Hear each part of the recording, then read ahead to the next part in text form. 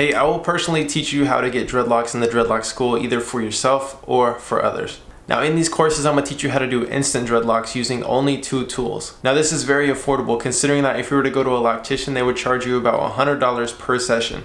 And that's a minimum. And if you were to go in to do maintenance once a month, that's already over $1,000 a year. But if you join the Dreadlock school now, you'll have instant dreadlocks forever for only $20.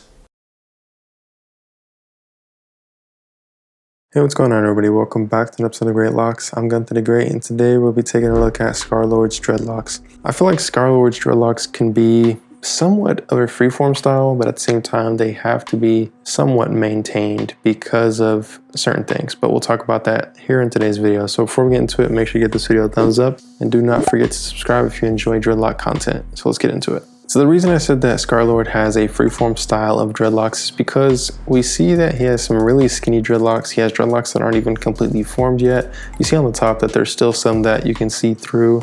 And there's some frizz, but hardly any. And the reason you don't really see much frizz is because of his hair type. So let's talk about his hair type a little bit, and you'll have a better understanding of how he got his dreadlocks. So he does have a very tight curl pattern, which he is in the 4 range. I would probably label him a 4B hair type. I wouldn't say he's a 4C because his hair pattern's not that tight. And if you are fairly new, you typically see me do videos on people with this hair type in the 4 range, whether it be 4B, 4A, or 4C. And the reason being is because dreadlocks are more suitable for people with this hair type. That being said, dreadlocks are easier to get. There's more methods you can choose in order to get dreadlocks with this hair type. The dreadlocks lock up quicker with this hair type, and overall they just mature and look, I wouldn't say a whole lot better, but they are more maintained because of the hair type. Or let me put it this way, the hair maintains itself a lot better because it wants to lock up quicker. Now of course everybody's hair initially wants to lock up, because if we didn't have comb, or we never ran our fingers through our hair, or we never detangled our hair, everybody's hair would be in dreadlocks. So that really debunks the whole idea of not everybody can have dreadlocks, or when people say white people or people with straight hair can't have dreadlocks.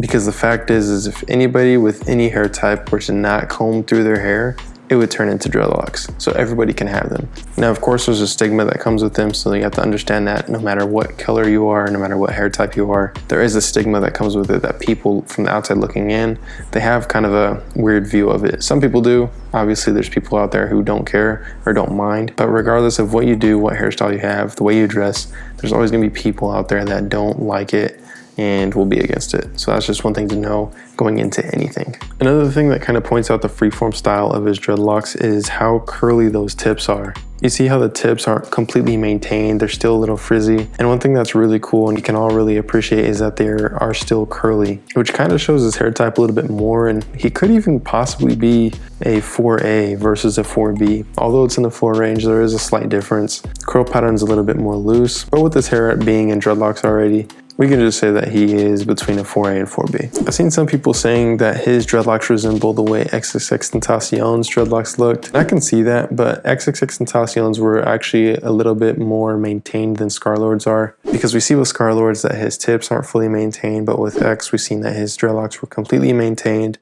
Of course in the beginning stages they weren't very maintained, they were kind of like a semi-freeform style. And I feel like that's what we see with Scarlord as well. So there is some sort of resemblance. Obviously, XXXTentacion did a bunch of different bleaching and hair dyes. We've seen the blue, we've seen the half black, half blonde. We've seen the purple, we've seen the platinum. But with Scarlord, we've only seen him do the bleached tips, and then he ended up cutting his hair, and then we see him get dreadlocks again. And one thing that you'll notice about Scarlord's hair is that it's not very long considering how long he's been growing his hair out. Now, of course, he did cut it recently, but one thing I do want to point out about the 4 range hair types is that they don't appear very long until the dreadlocks are completely mature. And the reason being is because the curl pattern is so tight that when it grows out, it grows into a curl. With that being said, it doesn't appear very long, but if you were to stretch it and elongate the hair, then of course it appears the length of however long it's been growing. Because everybody's hair typically grows about the same length every single month. Everybody's hair grows roughly a ½ an inch every single month. With that being said,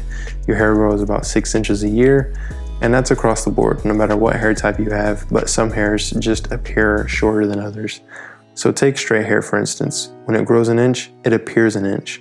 But if you take a very tight curl pattern, if it grows an inch, it may only appear maybe ½ an inch, or even sometimes a centimeter, depending on how tight the curl pattern is. So if you're one of those people that is like, man, I've been growing my hair for so long, but it doesn't appear that long, and especially if you're getting dreadlocks, that's the reason, is because of your curl pattern being very tight, it's gonna appear short. One thing that you'll notice about Scarlord's dreadlocks is that they're very thick at the root and then very skinny and thin at the tips. And that just goes hand in hand with what I just said about the length difference. It's not that the section is getting bigger at the root, but it's that the hair is clumping up more and more as it gets closer to the root. So with that being said, the dreadlocks might have started out that skinny as it is at the tip, but over time, as it's maturing and getting thicker, the hair is becoming more compressed and wanting to thicken up and mature at the root. And that's just really to be expected. If the tip of your dreadlock is becoming thicker or is already thicker than your root, then you can run into issues with thinning roots and the dreadlock actually falling out, which happens so many times, which is easy to fix that. You can either combine it with a crochet hook with a thicker dreadlock next to it, or you can just thread the tip of the skinny dreadlock through a thicker root dreadlock next to it and then combine those as well. So there's many ways to actually fix that problem, but we don't see that problem with Scarlord because his tips are actually thinner than his roots. So if that's how your dreadlocks look, then know that it's completely okay. But like I said, if the tips are a little thicker than the root, then you want to kind of be a little bit more precautious with what you're doing as far as your methods and so on and so forth. Looking at this last photo is something we hardly ever see of Scarlord, and it's him pulling his hair up with a very wide headband. And this really shows the free-form-esque of his hair. You see that the roots are all just grown out, a whole bunch of new growth. You see some dreadlocks that are actually very short up there, and that's to be expected, especially with free-form dreadlocks, especially with them being close to the hairline. There's going to be some that are quite short just because that's how they're forming. And the reason you see people with free-form dreadlocks with short dreadlocks in the front and then long ones in the back is because typically hair on the front of your head or closer to your hairline is a little bit thinner, so it takes a lot more hair for the hair to actually turn into a dreadlock. Now on the flip side of that, if you're using a small section on the front of the hair, it'll just keep compressing all the way down until it wants to lock up. There's one of two ways of doing it. You can either get a thick section in the front to create a dreadlock, or you can just wait for that hair to keep compressing and keep compressing down until it locks up. That's probably what we see with Scarlord here. But like if you guys watched the episode earlier on this week with J. Cole, we've seen the same thing with him. He had skinny dreadlocks in the front and very thick dreadlocks in the back. But guys, let me know what you think about Scarlord's dreadlocks. I think they're very unique and very cool. A few things that stand out about his dreadlocks is the curly tips, the very overgrown roots. And I think it's gonna be really interesting if he actually starts to pull his hair up more often, because then that will actually branch his hair out into a different kind of freeform style look. So comment down below what you guys think. Also comment down below who you'd like to see next. And don't forget to join the Dreadlock School, because it is a very affordable option of learning how to get dreadlocks, and you can either use it on yourself or to become a loctician and get paid for it. So make sure to join now. But other than that, guys, I'll see you guys next time. Peace.